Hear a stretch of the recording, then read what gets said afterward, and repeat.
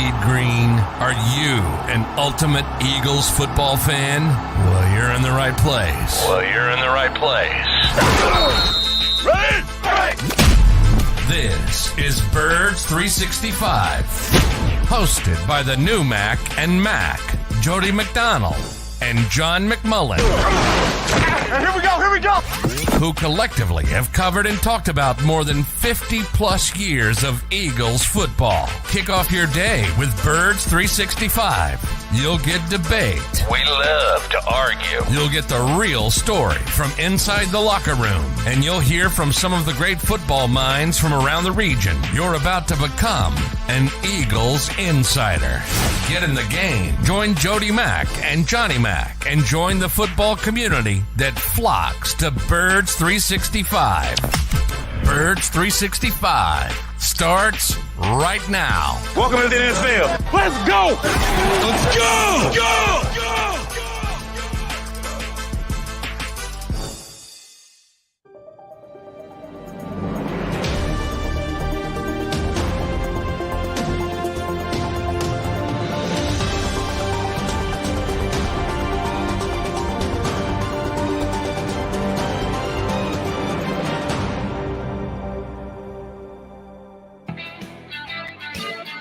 It is an undefeated Monday morning here on Birds 365.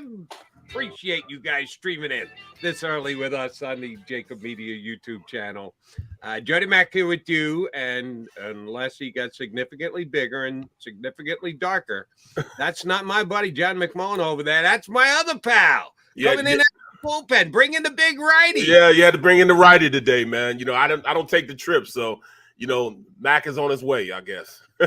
that would be Barrett Brooks, who's going to hang with me for the next couple hours, and we got a lot to cover.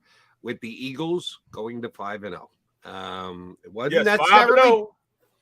wasn't necessarily pretty, but 5-0 is 5-0 any way you slice it. And Barrett and I will do the breakdown thing for you for the next couple hours.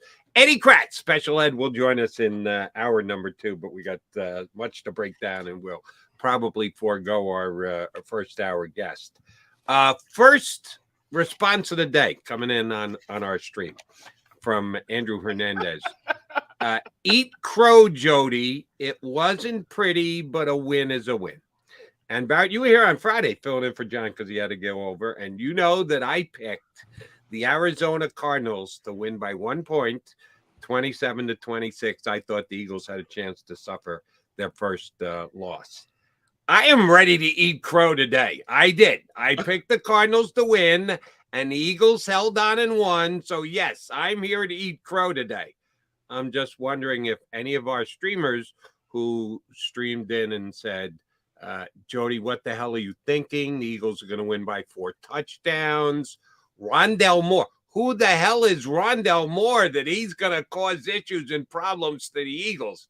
Rondell Moore made a couple of big plays. I actually handicapped that one correctly. So this is me officially eating crow on my prediction that the Eagles were going to lose a very close and tight game.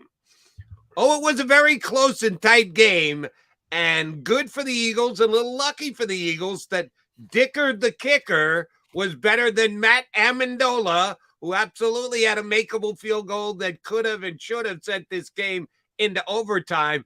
And, man, if that didn't look like one of my drives out there on the golf course, holy mackerel, took a right-hand turn as soon as the ball left its foot. Yeah. Oh, man, and, you know, they did a magnificent job, with the pre-recording of his field goal kicking throughout the beginning of when they got on the field. His warm-ups were exactly the way he kicked it. So, you know, I mean, that's great work. That's great work. I think, what was it, by Fox? By seeing that, observing that, and getting that on, and it happened exactly the way it happened during warm-ups. Exactly how it happened on warm-ups. Yeah, they did. And good production by Fox yesterday. Oh, they had those videos ready to go right there before they did. They rolled it out there for everyone to see, the warm-ups pushing it wide to the right, and exactly what Danny Amendola did there. So, yes, the Eagles go out to the desert, and I'll do this a couple times today. Tip of the cap. And we guessed that this was going to be the case here on Birds 365. Once again, a visiting stadium, this one 3,000 miles away, it's about a 50-50 split in the stadium. Unbelievable. How the hell do Eagle fans get 50% of the tickets in another stadium all the way across the other side of the country? Kyler Murray had issues all day trying to call plays because the Eagle crowd was as loud as it was. Damn, do Birds fans fly to any location that the Eagles are playing in the National Football League. Jody Mack, I'm gonna tell you this, man. I've been blessed to play with two fan bases that travel well, and the Eagles travel. They're starting to be the mecca as far as football in the NFL. I mean, talking about as far as fans going and traveling. It used to be when I played with the Steelers. They traveled everywhere. You can go to every city and there's a Steeler bar. The Eagles are starting to surpass that now. Yep. I mean, it was literally 50-50 out there. It was like a home game. It sounded like a home. I was listening to warm-ups. It sounded just like they were at home. Like they were in, like, I thought it was the old vet. You know what I mean? That's how it sounded in their state. They took over. So big ups to the fans going out there and really, imposing their will on the car. I mean, but you got to understand, that's a retirement place anyways. You go to Arizona, you go there to retire anyways, man. So you go there to retire. So there were probably a couple Eagle fans that only had to get in their car, not get on a plane to be able to drive to the game yesterday. Right. You go there and then you go play golf, you put your feet up, that's where Arizona is. They love the dry temperature. That's where Seth lives. You know what I mean? That's where you go to let your hair down. Well, hey, the Eagles went out there and made it happen, bro. They made it happen. They do come back 5-0, and Barrett and I are going to give you the pluses, the minuses, and everything that came down yesterday. Yeah, who was Eno Brown? Eno Benjamin. Eno made a couple of nice runs. We'll break it all down for you, but one last thing before we start to give you the analysis. I do want to. I knew I was going to take grief on the stream today, and I want to at least explain where I came from. Davey Boy, one of our regular streamers, says, "Jody, you're my brother, and I love you, but don't ever pick sides against the family." Here's the deal, guys. They pay me the $11.27 an hour here on Birds 365 to give you my honest opinion. I'm not a cheerleader. This is my podcast shirt on today. It's not an Eagles t-shirt. I'm not on the Eagles payroll either. I'm here to give you my honest opinion. I had picked the Eagles to win the first 4 games and cover the first 4 games because I thought they were going to do that. Because I thought they were better than the team they were playing, that I didn't think it was close, and I thought the Eagles would win and win handily, even the opener against Detroit, which I was wrong about. They didn't cover that one, went altogether too late into the game before the Eagles put it away. But it's not my job. You guys are fans, and we love you here, and thanks for continuing to stream in with us and give us the comments on the stream as well. But it's not your job to be objective. It's your job to be a fan. It's your job to get out the pom-poms and wave them and root for the Eagles and hope the Eagles go 20-0 this year. Never lose a game, straight through to the Super Bowl, win that, have the parade. I get that's everybody every year. So they're not paying me or Barrett or Johnny Mack or anybody else here on Birds 365 to just come in and say, the Eagles are going to win because they're the Eagles and we want them to. That's not our job. We have to give you our honest opinions. My honest opinion was just wrong this week, and I'm perfectly fine with that. I'm glad that the Eagles won. I'm glad that I was wrong. I will eat the requisite crow because I did think the Cardinals could sneak out a victory. And oh, by the way, they almost did. That's fine. Just understand if I need to explain to you what my job is, I will do so. I'm not here to wave the pom-poms. But the Eagles did get the win with little help from their fan base who went all the way out there and basically took over their stadium. And Kyler Murray, Barrett, the key play of the game, of course, is the Kyler Murray sprint out, come down, looks like he's going to get the first down, no timeouts left. He early. Goes into the slide, and he does so before the sticks, rightfully placed by the Eagles. And I've read a couple of places that in the stadium, They flashed first down on the scoreboard, and maybe Kyler Murray saw that and thought he had the first down. That's why he spiked the ball. To me, that's pretty much all irrelevant. Your job when you're the quarterback is to know exactly where that first down marker is, exactly if you made it or not. You're supposed to pick up your cue from the referees and the chain movers, not the scoreboard. So shame on Kyler Murray, even more so than the fact that he might not have known that it wasn't a first down, on the fact that he didn't get the first down. Do you think Jalen Hurts would have gone into a slide and come up short there? No, I don't think so, Barrett. And that's the difference. That's the difference between a Kyler Murray and a Jalen Hurts. I said it last night on the postgame show that Hurts would have made the first down. Hurts would have went all out. And, you know, people say a lot about him, you know, taking too many hits. Well, this is one of those situations where he would have needed to take a hit. And I mean, we scored twice with him taking hits. QB sneaks, 2 touchdowns from that. But at the end of the day, Jalen Hurts makes better decisions than Kyler Murray. That's why he's going to be the franchise quarterback for the Eagles. Murray just does, his demeanor, how he carries himself, the way he bitches. He's just not a leader of men, not a good leader of men. You know, and I don't think that his squad is totally invested in him being the quarterback of that team. Everybody's invested in Jalen Hurts being the quarterback of this team. You know, even the backup quarterback sees how good Jalen Hurts is. And I thought it was somewhat fitting, and see if you go with me on this one. You were here in town at the time when Eagles drafted Donovan McNabb, and he took over, and he was going to be the Eagles quarterback for the next decade, and he did get him to a Super Bowl and a whole bunch of NFC championships games. So we've got Donovan in the proper perspective and the respect that he earned. But in about his 3rd year in the National Football League, he made a conscious decision, and he even stated it on the record, I'm a quarterback. I'm not a running quarterback. That he made the decision to take running out of his game. Because Donovan McNabb could turn it upfield and make a big play like Jalen Hurts. He was that good a runner when he first came into the National Football League. And then all of a sudden, it was much less a part of Donovan's arsenal. And I think Donovan was trying to make a point that he's as good as any other quarterback. He's not just an athletic quarterback. He's not just a running quarterback. I can play quarterback the same way everybody else does here in the National Football League and be as good. I think Kyler Murray looks at it the same way. That he doesn't like the fact that he is judged as a guy who can make these great plays and scramble, make it up as he goes along. And, oh, by the way, he made a bad play yesterday. You got to get that first down. That's on you, Kyler. I don't care how great you are from the pocket. And the thing that would annoy me if I were a Cardinal fan, he got paid.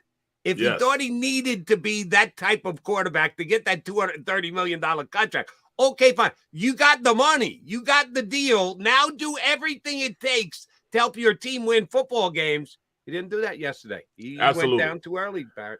And I'm going to tell you this. It's a new age for quarterbacks. I understood why Donovan did it back when he did it, because it was still a drop back quarterback type of league. That's when running backs really ran the ball. You know, offenses were different back then. These new age quarterbacks, you're almost a detriment to your team if you're not mobile enough or functionally mobile enough in the pocket to really make some things happen. Now, one thing I love about Shane Steichen and Nick Sirianni is they're not taking his tangibles away from him. They're not coaching the intangibles out of him. That's one of the things that makes Jalen Hurts what he is. He's dynamic as an athlete and dynamic as a quarterback. You can see he can make every throw and hit every route in the route tree. His arm is strong enough. He can read defenses. You know, he's the total package right now, what we've seen from the last 5 games. But they're not put him in a position where they're taking his running and his athleticism away from him. He needs that. Just like you look at Josh Allen, he needs to use that in order for him to have that effect on the defense. You have to account for him as the 11th offensive guy on the field. Now, when you're a drop back quarterback, once you hand the ball off, you pass it. I mean, you're not really counted as a guy in the number count. You know what I mean? It's usually 11 against 10 when you have just a straight drop back quarterback. But Jalen Hurts is so dynamic and Josh Allen's so dynamic that they have to be accounted for in the number count when you run the ball, because they can boot, they can keep it, they can zone read it, RPOs. you have to account for him. So that's one of the things that I like about these new age quarterbacks. Now, can he continue to take hits like that? He's a football player. That's just what he is. I mean, hell, he squats 600 pounds. You know what I'm saying? It's not like he's a lightweight quarterback. It's not like he's like Josh Rosen or somebody. You know what I'm saying? He's a thick dude, a strong dude. In fact, he could be a running back. He just happens to be a quarterback with a pretty good arm and understands how to lead a team, understands how not to make mistakes. He doesn't make many mistakes, and that's what's got them to 5-0. His ability to not turn the ball over and not make mistakes. And, oh, by the way, yesterday, a fine example of Jalen Hurts and his ability to run. On the goal line, massive humanity, being tackled from the front, pushed from the back by his teammates, doesn't faze him. No. He's a football player. You described it well. He's a football player. Kyler Murray wanted to be a finesse quarterback on that play that ended up costing the Cardinals a legit chance to be able to actually win the football game. They could have won it outright with a touchdown there. They didn't even get into overtime because Matt Amendola is not Dicker the kicker, and that worked out to the Eagles' advantage big time yesterday. And here's the other thing that I was noting. I was on the air, it was on CBS Sports Radio as the game was ending yesterday. And I said this to my co-host, Zach Gelb. After the Cardinals tied it with the touchdown drive to make it 17-17, I said to my partner, here's where the Eagles have to return to basics. They haven't run the football as much today as they usually do. They haven't run it as effectively as they usually do. Both Kelsey and Dickerson had gone out at different stages of the game. Luckily for the Eagles, Kelsey might be the toughest. If Jalen Hurts is a football player, Jason Kelsey is a football player's football player. He is such a friggin' tough guy that he's back into that game before you could almost blink. But they didn't run it as well yesterday up until the 7 and change to go in the fourth quarter. I said, they got to get back to bed. They got to run the football. 8 consecutive running plays. 8. Count them. 8. Miles and Hurts and bring in Gainwell off the bench. And they just slowly and methodically move the ball down the field. Yeah, you needed that one really good play by Jalen to Goddard to get the first down, to keep the clock rolling. But that was the Eagles returning to basics and what they still do. They did it last year to make the playoffs when they started 2-5. And when they needed it yesterday, they were able to reach into their back pocket and pull out their trump card, which is we still have the best offensive line in football. And if we have to, we'll come out and run the ball down your throats. Know when to hold them, know when to fold them, know when to run. They know when to run the rock, bro. That's it in a nutshell. And to have that ace in your back pocket, it really gives them autonomy to really put it on people when they need to do it. The mere fact that this team is so good at running the rock, which is the worst thing you can do to a defense. When you can run the ball that effectively and the defense knows you're about to do it and they can't do anything about it, it's such a downer on that defense. What can they do? They can't stop it. It just physically just takes it out of them because they start looking at each other, they start questioning each other. And they got away from running the rock. They got away from it. I mean, they don't have to throw if they don't want to throw, but they choose to do it. So this is one of the first times I've seen Coach Steichen get out coached for probably 2.5 quarters as far as offensively. I understand you got all those shiny new toys out there. You got Devontae Smith out there. You got A.J. Brown out there. You got Dallas Goedert. I think they overdid the speed screens or the outside screens, the tunnel screens to the tight end and to Quez and all those guys. I mean, they're going to get Smitty killed. They give him another one of those because they're not blocking out there on the edge. You got to know the defense sees it. They know they're going to do that. So you got to go to some other play. So I think they ran that too much. They're going to have something new to go against Dallas. But this is the first time I saw the defensive coordinator just really, Vance Joseph just outcoached Shane Steichen for 2.5 quarters. And I know Vance Joseph. Me and Vance Joseph are close. That's my boy. That's my frat brother. We played against each other in college. I used to go kick it with him up in Colorado. He was actually a quarterback. But, it was during the times where, they didn't have option quarterbacks, and he went to the Jets as a DB, and that's how he started his defensive career, being a DB. And you know, because he was a quarterback, he understands what defenses try to do to him, and that's what makes him a great play caller. But we knew he was going to blitz,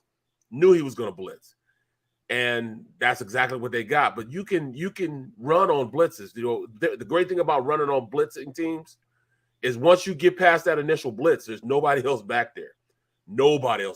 So Shane's got to look within himself and say, hey, we can't get away from that again. We got to make sure running is consistently a package in our offense that, you know, we have to make sure we do, especially going into this week when you have defensive players with the prowess that you have. Well, Micah Parsons, DeMarcus Lawrence. You know what I'm saying? Well, we'll get the You got Cowboys. Diggs out there, you know. So, but I mean, this is the first time that I saw this year Shane Steichen didn't stick to his guns and didn't go to what really worked. You know, I thought he tried to force the issue with the speed screens and tunnel screens, and that really put him behind the buck because we lost a lot of yardage for those type of plays. They did, and I was surprised they ran as many as they did. I get it. You want to have balance. Yep. Any offense in the National Football League wants to be able to run it, throw it deep, throw it intermediary. You hope that you have every bow in your quiver that you can pull out at any time and be successful with it. They did overkill the quick wide receiver hitters yesterday. Too much. They must have thought they saw something in the Arizona defense. It just wasn't there. That was their weakness. The weakness was their corners. Well, it was supposed to be their corners' ability to make plays. Those guys started making plays. They stood up and were accounted for in tackling. You know, those were supposed to be guys that, you know, didn't tackle well. You could throw on them, and I guess they wanted to take advantage of that because they were ranked almost last as far as against the pass. But hey, those guys showed up, man. They came to play. They were fired up, man. And once they got a little confidence, you could see starting to grow more and more in the game, and they started making plays. And when you got that, you got to stop the bleeding. And the way you stop the bleeding is with this offense is to stick with that offensive line and run the rock. Yeah, it was close. Yeah, they got a little helping hand from a quarterback who misjudged the first down line. Yeah, your last-minute signee kicker was better than their last-minute signee kicker. Can put all those things into the mix, but here's the bottom line. Eagles are 5-0, and the Dallas Cowboys are coming to town. He's Barrett Brooks. I'm Jody McDonald. Barrett's in for Johnny Mac, flying back from Arizona this morning. We'll come back. We'll break down this game even further. Ed Kratz from Sports Illustrated is going to join us in hour number 2. Stay right here on the stream of Birds 365.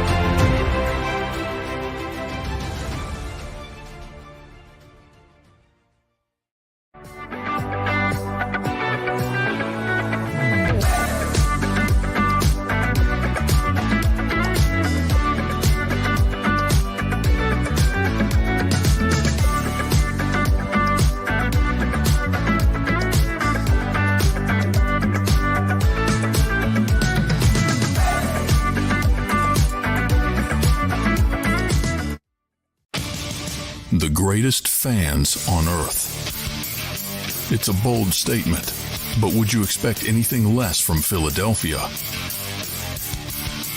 58 years of heartache creates a toughness, a grit, a resolve not found in most. Sure, our prayers were answered, but now that we've had a taste, we're looking for more.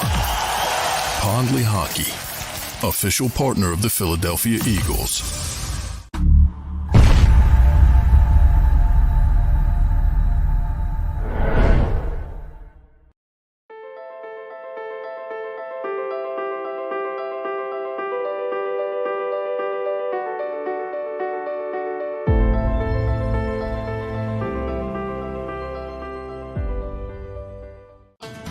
The faces you know.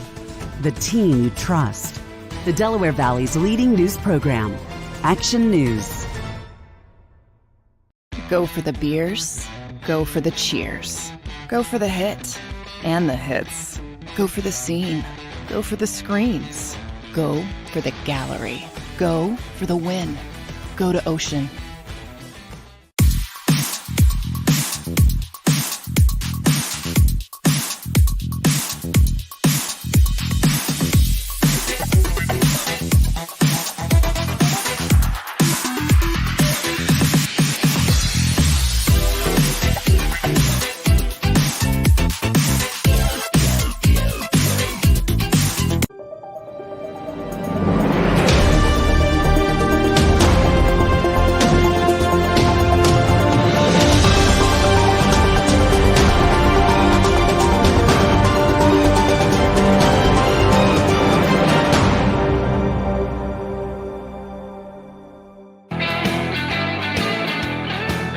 It's a victorious Monday morning here on Birds 365 for the fifth consecutive week. The Philadelphia Eagles, only undefeated team in the NFL at 5-0, but they got some company up at top of the NFC East. It's the NFC Beast this year, and Barrett and I will certainly talk about that with the Cowboys coming in this week and the Giants off to their fast start with their impressive win against the Packers in London early yesterday. Barrett, one of the things that the Eagles weren't great at yesterday, and I think Eagle fans got a little spoiled after that 8-sack game against Carson Wentz a couple of weeks ago. Yesterday, the Eagles were capable of only registering 1 sack. Nice one by Hassan Reddick, which, oh, by the way, on that play, some people say, well, he's a little undersized. He's a tweener. He's not really a defensive end. He's outside linebacker. He just took the tackle and pushed him backwards about 4 yards, and then at the end just shed him and slipped right by him to get to an unsuspecting Kyler Murray. It was a dynamite play by Hassan Reddick, but it was the only Eagles sack of the day. They didn't get near as much pressure as they have in the last couple of weeks with their defensive line. And when they were racking up 8 sacks, they were doing so without much of a blitz. They're just getting home with their front four. Not as much yesterday.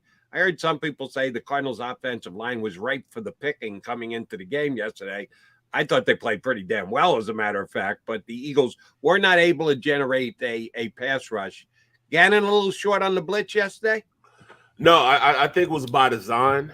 You want to go get sacks. You want your defensive line to go out there and hunt, but you have to rush Kyler Murray a different way than you do a regular quarterback. You have to be very, very disciplined in your rush lanes. You have to understand that if you give him an alley, he's going to take it, and he's good enough that he can make you pay for it. So they rushed him a lot differently, and when they did blitz him, they brought blitzes up the middle. When you blitz Kyler Murray, when you rush against Kyler Murray, if you rush like any other conventional quarterback, if you try to take the arc and go around and they push you by and try to get him, that's when he goes out of the pocket and he wants to make plays. You wanted to keep Kyler Murray in the pocket because he can't see it over those offensive linemen. So that's by design. Once you got the quarterback level, that's when they started to just press the pocket. That means they keep their guy and press their guy into Kyler Murray. You press the pocket. So that's why he didn't get a lot of sacks, because you wanted to keep him confined inside the pocket so he couldn't go out there and beat you by running around like he used. His frenetic play is a major way on how he likes to run the offense. He likes to play scramble drill with his receivers, and you didn't want him to do that. So that's why he didn't get a lot of the quarterback sacks, and a lot of pressure that you would usually see. They made him win from in the pocket. He just happened to have a good game, and was able to pass the ball when he was in the pocket. But that was just by game planning. He's better when he's running around making plays. That's when he does the best. And then when you saw at the end when they did start bringing the blitz, when the game was on the line, they did start doing that. If you notice, as they started doing that, that's when he started breaking out, and they called run plays for him because they knew that they were trying to get to him. And that's what, that's really hurt them towards the end of the game, and why they got a lot of junk yardage, from him scrambling around, because they were trying to go sack him as opposed to keeping him contained inside the pocket. Yeah, but they didn't call that many running plays for him. The biggest play where he slid and came up short, that I don't believe was a designed run. That was just Murray seeing a major opening and thinking he could get right. They were rushing the passer. That's where they were rushing the passer. They weren't disciplined in their rush lanes. They didn't mush rush him on that play. That play they were trying to go for it. They were trying to go for it. Yeah, there was a gap, but it wasn't a blitz. I think it was just with the front four. And that was one of my mishandicaps from yesterday. And if you check their stats from the first 4 games, you should have known it. You could have known it for damn sure. Kyler Murray is not a running weapon the way that Jalen Hurts is a running weapon. Exactly. He's a thrower, yes. Yesterday, Kyler Murray ran it 4 times, including that big play late. So up until that point, he only had 3, and only 2 of them were actually of consequence. Yep. He only ran it 4 times all day long. Jalen Hurts ran it 15. That's almost 4 times as many rush attempts from the quarterback position by the Eagles and the Cardinals. That scared me going into yesterday's game. It's one of the reasons why I thought the Cardinals could actually steal it from the Eagles. I thought Murray was going to take off more often than he did. We talked about it in the first segment about, is it Kyler Murray trying to make a statement that he's not a running quarterback? If he is, shame on him for that. But you know what? That was actually defense that put him in that position. Defensively, they wanted to keep him inside the pocket, so that's why he didn't run a lot. When he runs, it's a lot different than with Jalen Hurts runs. When Jalen Hurts runs, he's trying to go get a first down. He's legitimately running, trying to gain yards. When Kyler does it, he's not going to gain yards. He got his mind. He's got his mind set on pushing the ball down the field. They call it a scramble drill. That's what they like to do. They run and try to get open, and while he's running around there like a chicken with his head cut off, run around. He's not trying to go down the field. He's trying to look and get the ball down the field. He's trying to pass the ball as opposed to run the ball. Let me ask you a question about yesterday's, again, play calling / spreading around of the ball. Probably the lightest day that A.J. Brown has had since he got here. For some reason, he wasn't out there when the game started or the Eagles first played. Not when the game started, because the Eagles won the toss. And as always, they defer and they kick off first. But when the Eagles got the ball first, he wasn't out for the first couple of plays. Then he was, and they threw the ball to him right away as soon as he got on the field. And then they kind of went away from him yesterday. If you're going to be throwing all these wide receiver screens, I just assume throw it to A.J. Brown because he's bigger and stronger and more ability to break tackles than any of the other wide receivers. What do you think was the plan behind A.J. Brown not being as big a part of the plan as usual? I don't know exactly what the game plan is, but I thought that, and you could kind of tell by how the ball was distributed, that it was going to be a Dallas Goedert type of day. They wanted to focus on making sure Goddard was the weapon of the day. He was basically the drink of the day. You know what I'm saying? They wanted to feature him. So they made a concerted effort at getting the ball to him. And not to say that's a bad drink to go to. You know what I'm saying? I mean, he is a weapon. He is good at what he does. You know what I'm saying? Like if you get him like a couple of those screens, man, he was averaging like 8 yards a pop on those screen plays until the defense started playing on the outside like they did and became more confident in their ability to go up and tackle. But he was killing folks, man. So I understood why they went to AJ. He opened it up a little bit, and then after that, you're right, he kind of disappeared from the offense. Then they started going to Smitty, and the Slim Reaper, man. They were tattooing him once they started getting that confident and making plays. They were running through those outside blocks for those speed screens they were trying to run.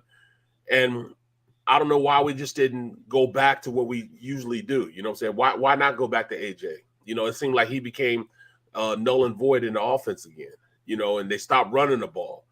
So like I said, for 2.5 quarters, I must say Shane Steichen got out coached for 2.5 quarters. And, oh, by the way, throwing a lot to Dallas Goedert is not necessarily a bad thing. Right. A little surprised that a little less than AJ usually what do you have, like 95 yards? 8 catches for 95 yards. Yeah, I was on WIP yesterday morning with my buddy Glenn McNow.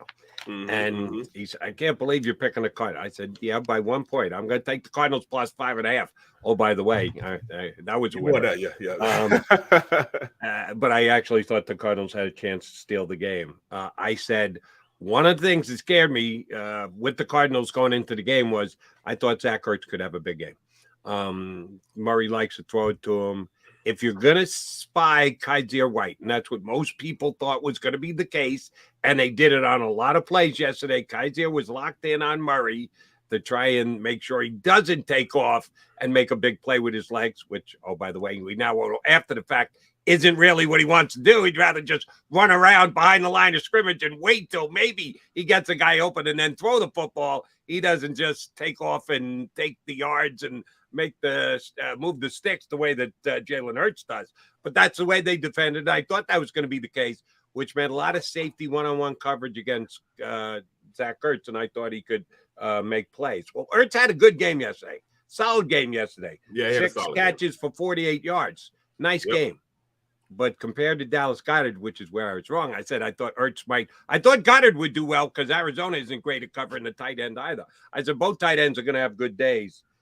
Goddard 8 for 95. That's the difference between the two guys. And I know Zach Ertz is going to be an all-time favorite Eagle player / tight end.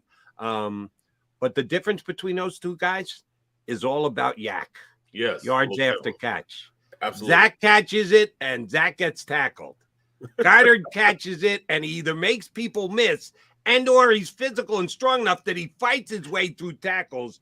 Goddard, 12 yards per reception. Ertz, 8 yards per reception. Doesn't sound like a lot, but it adds up over the course of a game, and that was huge yesterday. The biggest offensive play of the game was that Goddard pass on the Eagles' last drive to give them the first down. Unbelievable on that play. I mean, they brought the blitz. They brought the house on that. We call that zero blitz. That means if you're not covering somebody, that means you're rushing the quarterback. You're going. So if we have 3 receivers in and a tight end in, there's 3 guys on the 3 receivers and 1 guy on the on Dallas Goedert, and they brought everybody else. They brought the house, and it just so happens that on that play, our quarterback Jalen Hurts checks to a play. And when he checked to it, it was the perfect play because it was the blitz beater, and he got it to Goddard on the play. I mean, it was a wish and a prayer. He knew exactly where he was going to be at. He got out of his hands for the first down, but his run after the catch was unbelievable. He caught it at 11 and had 16. It was a 16-yard game. Yep. That was the difference in the game. It kept the sticks moving, but it's also Jalen Hurts' mastery of the offense, knowing what he needed to get to, the blitz beater, and get it to the guy who's gonna who's the blitz the guy that was get open on the blitz. It was a perfect pass to him, got to him. It's just Jalen Hurts being masterful at this job and understanding where he needed to get the ball. He did a nice job when he threw the ball downfield. Yes. Both Barrett and I agree. Too many wide receiver screens. Yeah, I get it. Cardinals would come and get it out quick, break a tackle. You got yourself a big play. Didn't break a tackle. The wide receivers were being brought down by the first guy facing them, and then all of a sudden it's a loss on a completed pass, which you never like to see. But they did a good job. When they threw the ball down the field, I thought Jalen did a good job of picking the right guy, and oftentimes that guy was Goddard yesterday. Want to note one other thing that I think was undersold yesterday, and again, it's a little luck involved, and Eagle fans don't want to hear about the Eagles getting lucky when they're 5-0. They got the ball inside the 10. They're trying to take the clock down as much as they possibly can before scoring a touchdown. Rather have a touchdown and a field goal, make it harder on the Cardinals. They ended up settling for the field goal, but the goal was to get a touchdown. Run it, make the Cardinals use a timeout. Run it, make the Cardinals use a timeout. On 3rd down, they threw the football. And when you throw the football, there's the risk of an incomplete. Yes. And if you throw an incomplete, you stop the clock for the opposition when you're trying to get the opposition to use up all their timeouts. It was a throw in traffic. There was slight separation there. Quez was open for like a millisecond, and he was behind Brown. They had the 2 wide receivers, not all that far separated down by the goal line. The Arizona Cardinal defensive back made a nice play.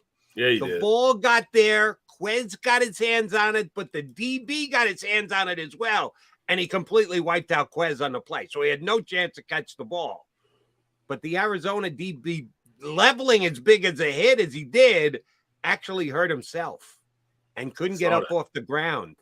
And the Cardinals were forced to use their final timeout because they had an injured player on the play with less than 2 minutes to go. That's a big plus, Barrett. And that's something that's just kind of happenstance, little luck involved. The Eagles, it was a good throw by Hurts. It was a tough throw by Hurts, and damn if he didn't almost jam it in there. But if the Cardinals have their timeout, when Murray takes off and makes that running play, you don't have to spike the ball. You just use your final timeout, and they get a couple of shots at the end zone instead. That was a little good fortitude for the Eagles. Oh, I mean, you need luck. There's nothing wrong with being lucky, man. And sometimes the ball has to bounce your way. A lot of the time, it's hard work and talent that make the ball bounce your way. But hey, sometimes happenstance and the stars lining right, and everything just works out for them, man. And that's one of the unique times that it worked out for this Eagles team. This, like I said, you're not going to be blown away by the numbers this Eagles team are putting together. But what, the thing that you love to have is that 5-0. You know what I'm saying? A win is a win. If you win by 1 point, it's still a win. If you win by 30 points, it's still a win. So that's all we're really worried about, man. They are 5-0 at this point. So I can't be mad at them. I can't be mad at them. What I can't be mad is, why are we throwing the ball on that situation? We should have went in and just scored the touchdown. Why not run the ball? One more time. Pound the rock. Push your way into the end zone. Yeah. And and it would have been if they would have scored so easy if they'd have just ran a toss play. Or even if Jalen would have just run a sprint right option, which is the best play in football. Sprint right option is just the whole offensive line act like they're run blocking to the right. He runs out there like he's going to sprint. He has the option of throwing the ball to the receiver on the outside, who I'll put my money with A.J. Brown all day, or he can just run it in. Everybody was inside there, inside the box. He could have just ran out there, man. But what do I know? That's what I would have done. I would have ran the ball, man. Just call a run play. Let's go. Have Kelsey pull around. They were controlling the line of scrimmage whenever they wanted to, man. So, I mean, come on. Now, we scored on 2 QB sneaks. 2 QB sneaks. That's ridiculous. They're going to do it, and they do it. So, in all actuality, they ran, 3 QB sneaks and scored twice? That's crazy. That's That's a very talented offensive line, and B, a very strong quarterback who can actually move the pile himself with his own strength. There aren't guys who can do that in the league the way that Jalen Hurts does. So, yes, that was a very effective play. And you know what? There's a little niche they're going to have with that, too, because if you look on the play, they put him on the QB sneak. They had Gainwell behind them, but behind Gainwell, there was Devontae Smith back there. So I could see them going up, act like they're going to QB sneak it, and just tossing it to him on the outside, and he takes it in for a score. That's my little niche. Watch what I tell you. When they need it the most, that's what's going to happen. Understood. All right. Want to get your thoughts on one guy on the offensive line. Dickerson came out yesterday. Mauler. Suapeta went in. And I like Suapeta. I'm not an offensive lineman like you, an offensive lineman. I can't judge the same way you can, but it seems to me that he's a good, solid, could be a starter on other teams around the National Football League. Great depth and backup guy to have here. They didn't run the ball as much as they usually do by choice, by direction of the defense, that they thought they had other plays that could take advantage of what Arizona was doing. I don't have a film breakdown to all 22 to go through yet or anything like that, but I know you're an offensive lineman. You always keep an eye on that stuff. Opeta played well enough when he was in there for Dickerson. Yes. They could have still run the ball. They just chose not to do it. I mean, when you look at that offensive line, Dickerson, Opeta are good enough that they're not going to lose you the game, but they're also not great enough to win you a game. Jordan Mailata is great enough that he will win you a game. He's that talented. But Dickerson's a guy that can win a game for you. Opeta, solid. He's not going to hurt you. He's going to play consistently. And that's how you judge offensive linemen if you're a backup. I was that guy for my last 4 years of my career. I was a backup. I was not going to hurt you. You know what I'm saying? I'm not going to go in there and make stupid penalties. I'm going to get the job done. I'm going to fight my ass off, and I'm going to make some things happen. But I'm not a guy that's going to go out there and just maul Reggie White. Like, a lot, if you look at Mailata, that'd have been it'd have been a battle with him and Mr. White would have killed him too, because he killed the greatest. But let's take Reggie out of this equation. But he'll maul anybody else. He'll kill anybody else, and that's how good Jordan Mailata is. He's good enough that he could win you a game just with the physicality, being 6'8", 370 pounds, and can run like a deer, and a physical guy. You know what I mean? He can win games for you, but he can't do that. And you know I got to give one other offensive lineman I want to give credit to, and I need your input on this Jack as Driscoll? well. Driscoll, second week in a row. You're losing Jordan Mailata, and it was relatively early in the game. We tried to make the tackle on the pick six. Not the greatest effort there, Jordan. Sorry, I gave him a hard time for that last week, and I'm going to do it until he gets back in the lineup. Not the best defensive effort on Jordan. I know that's not what they're paying him all that money is to make tackles. It's to keep people from making tackles. Right. That's a good thing. He shouldn't be attempting to make tackles. But they plugged this kid in.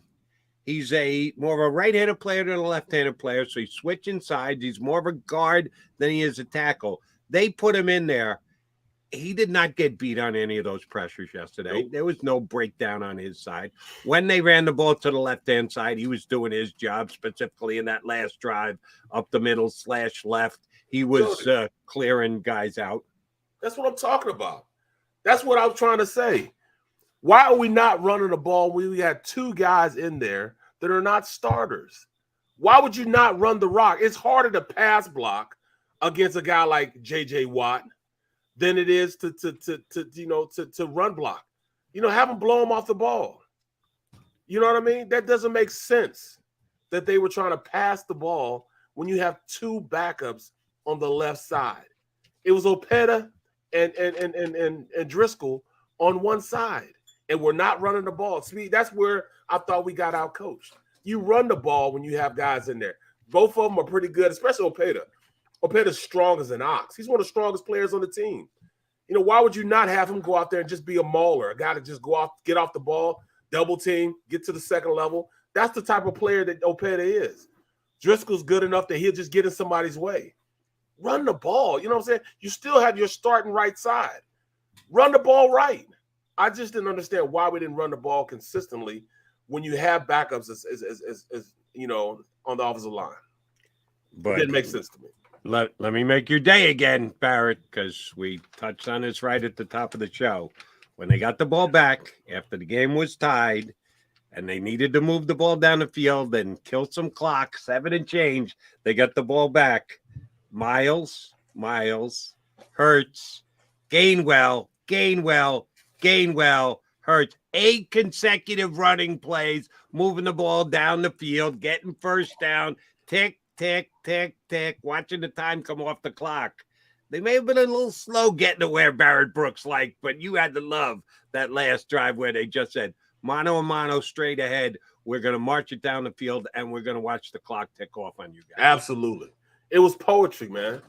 I mean, they took time off the clock, controlled the line of scrimmage, ran the ball, and there was nothing that defense could do about it. That's the most demoralizing thing you can do to a defense is to run and they not be able to stop you. You start questioning each other. You start looking around like, come on, man, somebody got to make a play.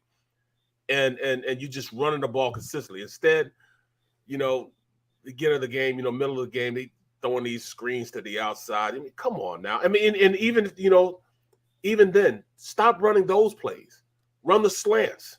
Get the ball to AJ in the middle of the field. Let him go out there and work.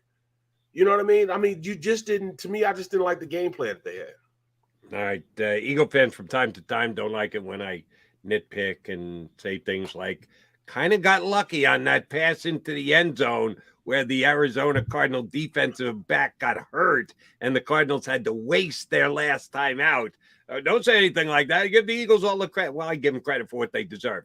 And when they don't, I'm going to point that out too. The Giants are 4-1. And when we come back, I'm going to ask Barry Brooks about this. I think their head coach, who's done a really nice job, and it's going to be a thorn in the Eagles' side for the next 5, 6, 7, 8 years, almost gave the damn game away yesterday at the end. For those of you who weren't up early, the Eagles don't start to 4 o'clock. Great game. I watched it too. Great game. I loved it. Great game. As did I. And man, the Giants tried to hand it back to the Packers at the very last stages of that game. We'll break that down for you. And yes, we'll take a peek at the Dallas Cowboys. It is Cowboy Week, Sunday night, national TV versus the Birds here in town. Eagles are 5-0, but they only have a 1-game lead in the division over 2 different teams. How about the NFC Beast? 5-0 Eagles, 4-1 Cowboys, 4-1 Giants. How's it going, Carson? Oh, sorry about that, Mr. Wentz. Yeah, there's only one competitor in the division right now. But I do want to point out the Giants win yesterday and the fact that they almost screwed it up at the end. Barrett Brooks, Jody McDonald here with you. Stay with us on Birds 365. Go to get your game on. Go for the beers. Go for the cheers.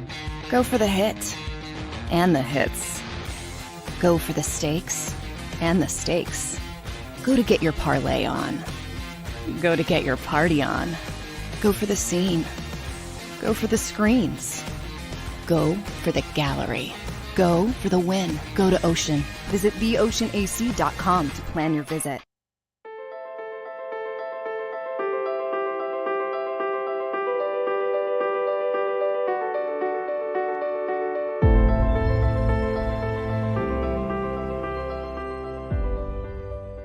Jeff D'Ambrosio, Destination Downingtown's 5-day used car super sale. Jeff puts an end to high prices now. 5 days of the best car, truck, and SUV deals ever. Over 1,000 vehicles, every make and model. Stop overpaying. See Jeff today and get a quality car, truck, or SUV now. The 5-day used car super sale. Experience how easy it is to deal at Jeff's. Nobody treats you better. Nobody gives you more. Jeff D'Ambrosio, Destination Downingtown. GoJeffAuto.com.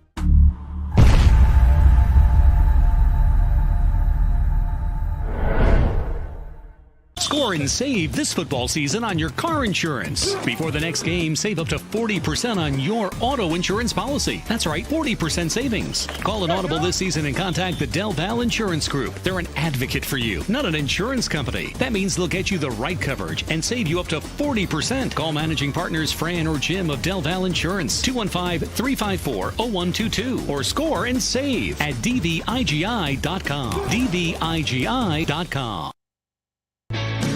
Hi everybody, my name's Jason Lombardi. I'm an inspector at DryTech. At DryTech we offer 3 major services. The first one being basement waterproofing. The second service we offer is foundation and structural repairs. And then the third service that we offer is mold remediation. If you feel you are having a waterproofing issue, give DryTech a call or check us out online.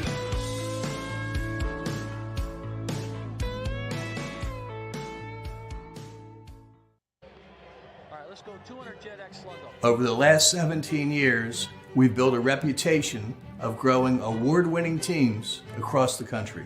Staffing is not easy, but that's what we do every day, all day. The key to our success is storytelling, asking the right questions to find the right people.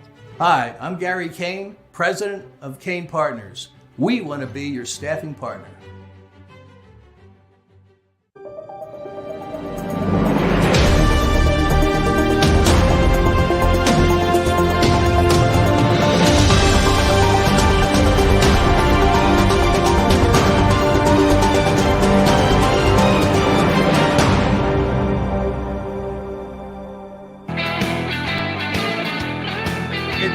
Still undefeated Monday here on Birds 365. Thanks for streaming in with us. Brooks.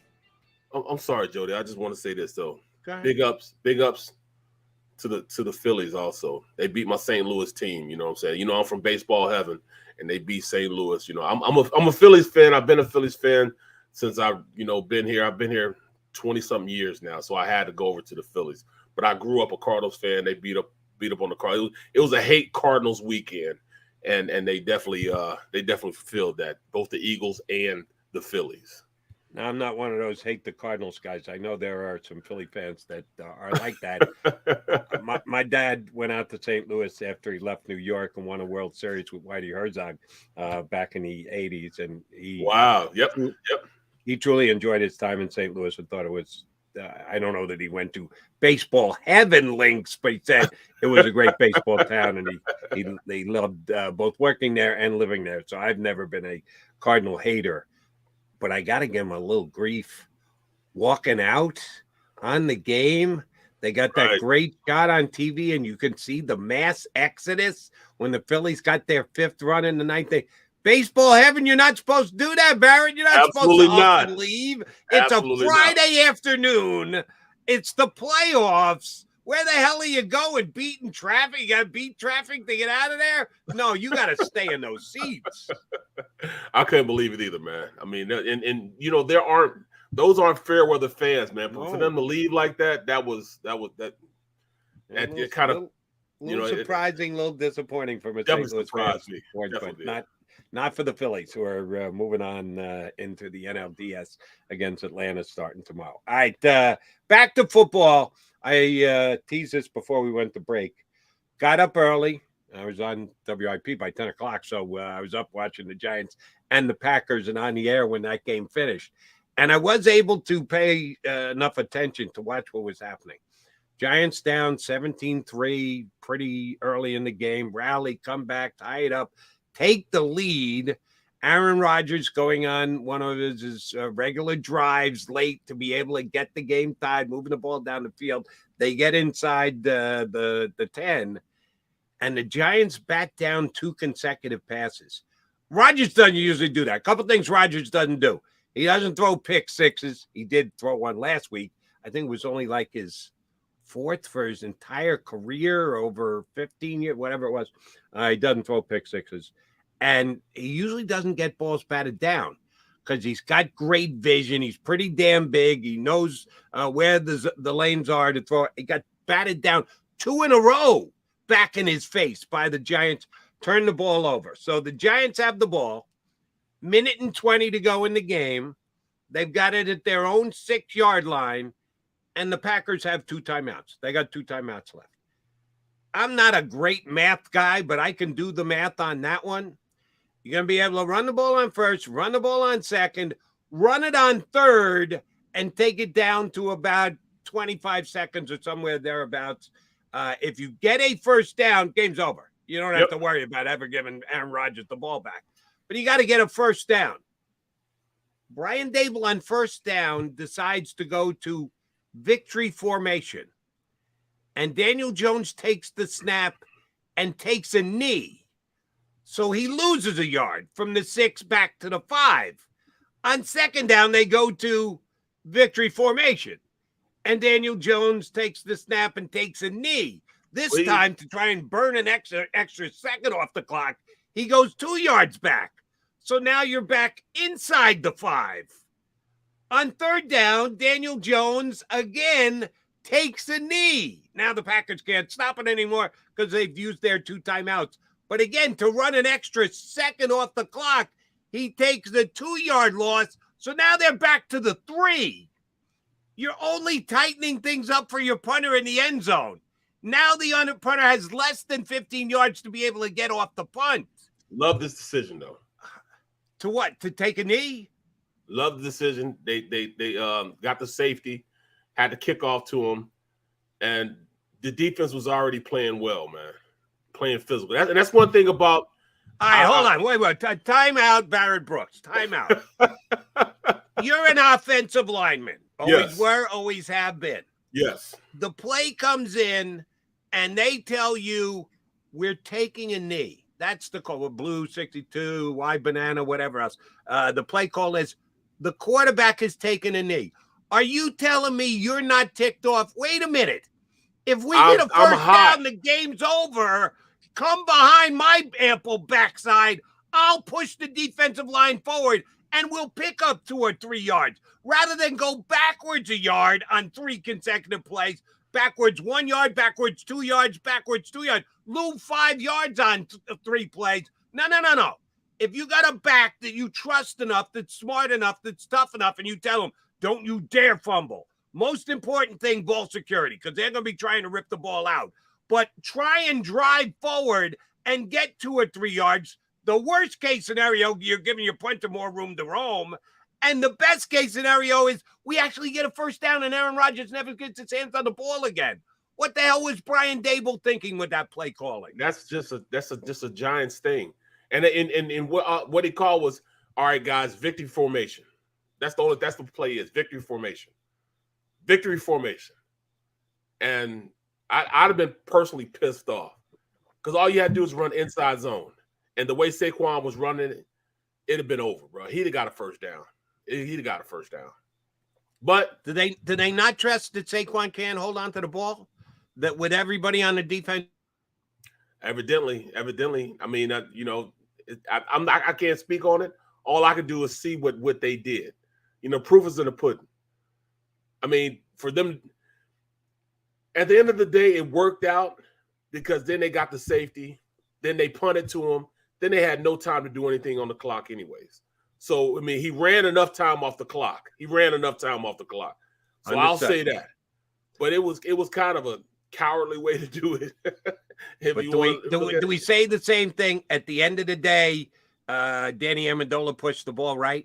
Yes, because the Eagles could have been in overtime in that game if a guy makes a makeable field goal. We don't want to hear, at the end of the day, the guy missed the kick. No, we want to hear the Eagles won the game. Well, I can do the same thing with the Giants. At the end of the day, yeah, they did win. The kicker got off a free kick after taking a safety. But if Aaron Rodgers, one of the best in the history of the NFL at the Hail Mary, can absolutely put it up there 65 yards in the air, you don't even want to open that door. You don't want to give him a chance to walk through that door. If you're the Giants, you run the football 3 times. If you get 5 yards, that's better than going backwards 5. If you get 10 yards, it's a first down. Aaron Rodgers never gets off the sideline. I'm sorry. Brian Dable almost screwed that up yesterday. Well, you know what? His defense played physical yesterday, man. I mean, that's one of the most physical efforts I've ever seen from a Giants team, man. Since Strahan in those days. They were playing, I mean, out and out physical. The DBs coming up, hitting, linebackers running through people. They played a physical game yesterday. In fact, I think they willed the game just by their physicality. I don't think the Packers had an answer for it. They just were. The Packers are not they're not a physical team anymore. They're not a team that goes out there and they don't put any fear in anybody anymore. There's no way, that they're 12 win, not even a 10 win season this year. They just don't have it anymore. Nobody fears them anymore. You know what I'm saying? The days of them just walking on the field and winning just because they had that, G on their helmet is gone now. You know what I mean? They're very human now. They made their quarterback very human also.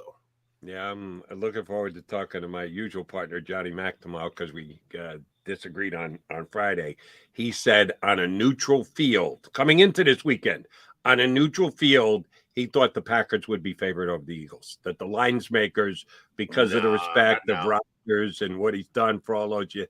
So I'm not sure, John, that that's the case, that the Eagles are for it and the Packers lost badly to the Vikings. I know you never just compare 2 teams playing the same team as a third opponent, but sometimes you at least notice it.